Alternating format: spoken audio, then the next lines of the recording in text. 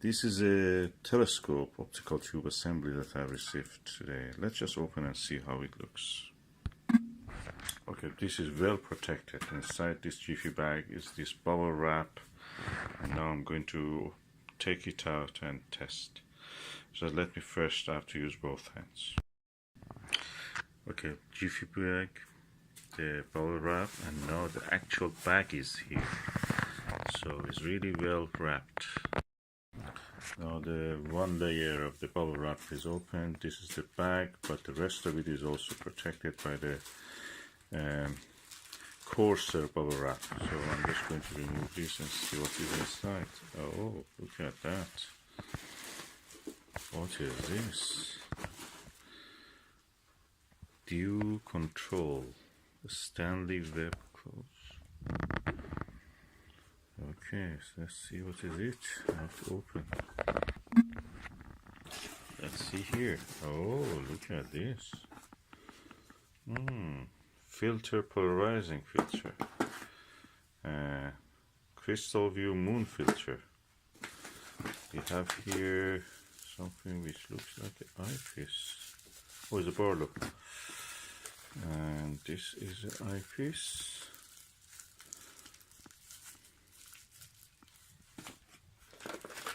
This is another eyepiece. This is a viewfinder bracket. There's a handle. Oh, lovely. It looks like 3D printed. Beautiful. Nice. And a screws for the attaching the dovetail bar to the telescope. Let's just put this aside and I will show you the rest. Okay, this is really well wrapped, but I have to open the rest of the package. Oh, dual speed Crayford focuser. What is it? OpticStar. Let me turn it around. Okay, this is the OpticStar AR90S 90mm F500mm achromatic telescope. 1 to 10 Crayford focuser. So looks like a real deal. Quite chunky. Yeah, at least I think it's at least 2.5–3 kilos. Let me just open the cap and see how it looks. Dust cap. Okay, that's the way the objective lens looks. So this is the OpticStar telescope.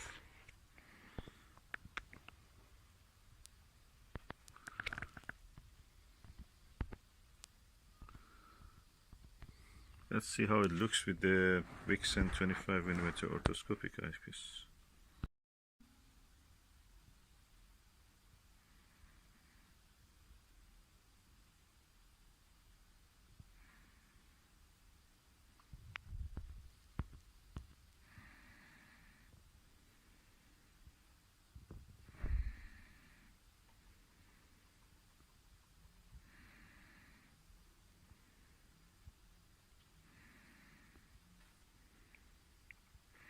I can bring it more into more precise focus, but I'm holding the camera with both hands, so I need a third hand to actually move the focuser.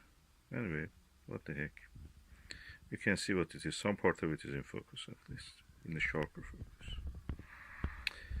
And that's the way it looks. So this is acceptable performance from a short tube telescope. I will test it on the stars tonight, on the night sky, on the moon, and some such things. It's a really good double speed focuser. Nice, 1 to 10. One turn of this turns this 10 turn. You can see how fast it is.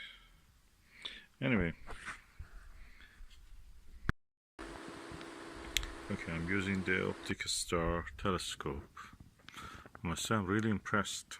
The size of the lens is 90mm, bigger than the Skywatcher ST80 or ED80 or ED72. It's a clone of the Takahashi 90RS, I think. Anyway, it's a really good telescope. I'm impressed with the quality of the image. There was a slippage on this focuser. I just added electric tape and that works actually.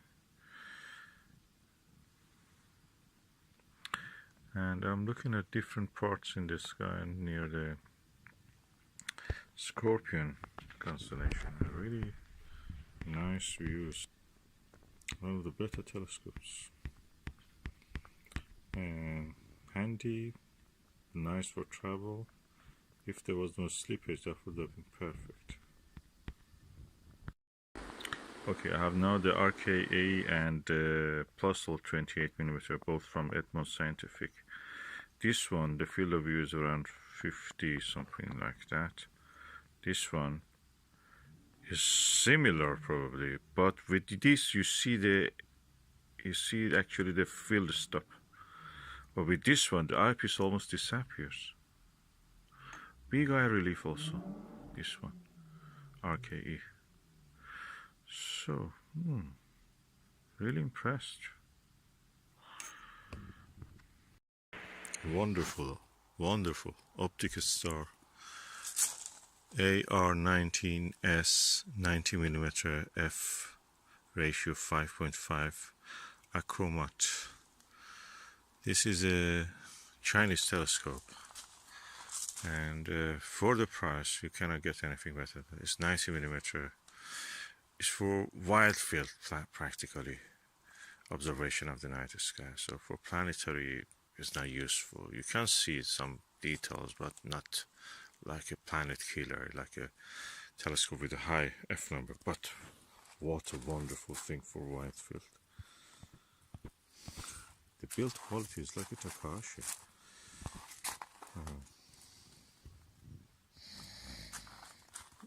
Optically, I don't think it's a Takahashi, but build quality is really good. Mechanically, is really good. And I'm using a University Optics Konig 32mm eyepiece. Looking at the M15, I think, the Pegasus globular cluster. Beautiful, wide, very wide angle.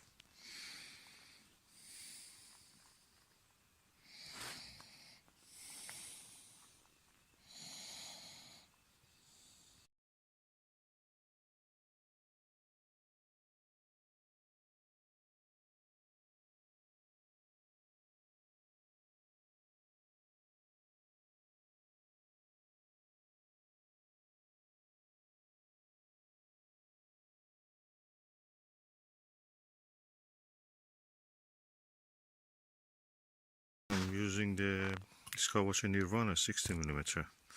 I can see the central part of the M15, the globular cluster, brighter, halo, dimmer. Can I see any individual stars? So that's not a question.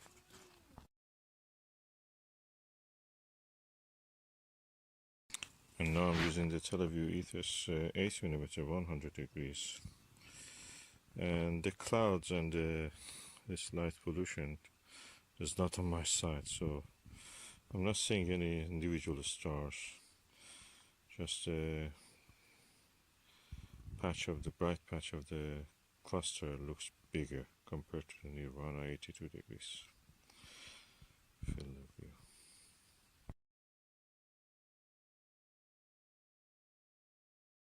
Oh, hallelujah. With averted vision, and I can see some clumps of some knots of the stars gathering, small clumps. I don't think they're individual stars, but I can see a clump of several stars close together in the M15 globular cluster. So not bad, not bad. If ideal condition, probably I could see more. Also, if I could sit.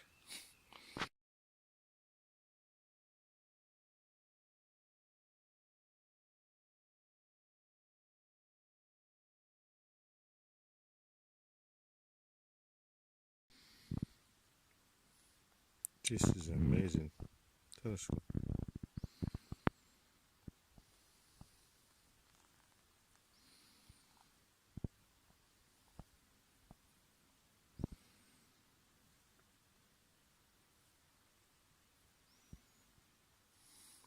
Using it, I feel that I'm using it Dobsonian. Really wide field telescope.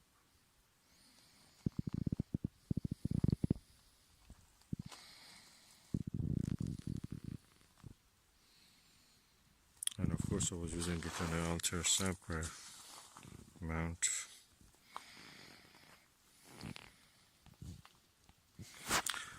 And Skywatcher extension column, and the Celestron XLT EQ3 tripod. Takes everything. Sabre didn't have the counterweight shaft, so I just used the bar without actually any screw. And these are the counterweight weights for the EQ3 here.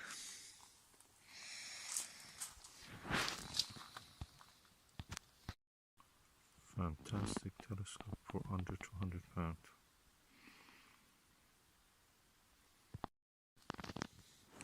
And when the dust cap goes in, it's so short. Yeah, 50 centimeter.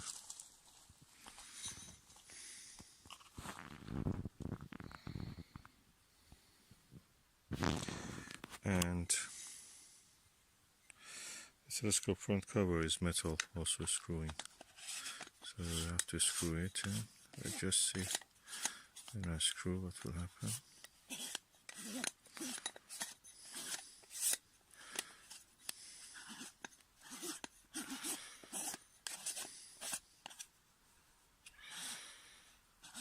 Okay. Comes exactly flat and it is tightened. Horizontal. That's one of the qualities that the Questar, they say, had. At the cap, any position, if it is original cap of the telescope, if we come always horizontal in the tightest position. Okay, tonight it was a little bit clearer compared to last night, which was really foggy. And I was able actually to go and set up a small telescope. I didn't want to take a big heavy one. So I went and put this telescope. It's an OpticStar AR90S 90mm refractor. It's a short tube refractor. I used the Zeiss microscope eyepiece. It's a Pl-10, I think, 20-20. And this is equal to 25mm and 57 degrees field of view. Is comparing this with the panoptic. I've seen people comparing the view with the panoptic 24mm 68 degrees. Really good eyepiece. 1/6 of the price of it.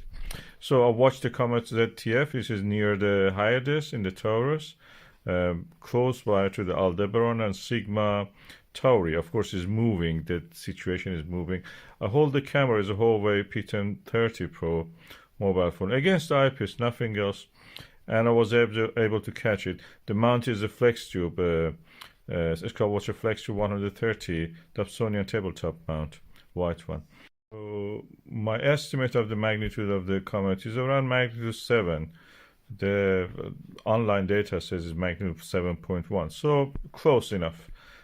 In good seeing conditions, you can actually see the fan-shaped tail of the comet easy. It was a little foggy and wet tonight, but I could see the tail clearly. I also turned the telescope toward the Great Orion Nebula Messier 42 or M42, and I was able to capture this. I'm really happy. One of the best views I've ever had with any camera, a mobile phone camera, with this telescope. Really nice wide field of view, really everything visible. Of course, a very wide camera means that you will have also some distortion slight, and also a little bit discoloration because this telescope is not apochromatic.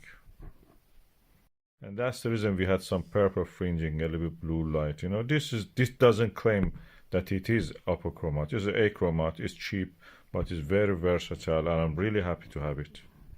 Besides imaging the comet and the M42 Great Orion Nebula, I was able actually to look at the star cluster M35 in the Gemini and the NGC 2158, which is the smaller cluster just to the right top part of this image. You can see that, yes, toward the right. Beside that, two double star. Anyway, that was interesting. I could image it with this 90mm refractor. It's a short tube. It's very good, versatile for this kind of quick observations.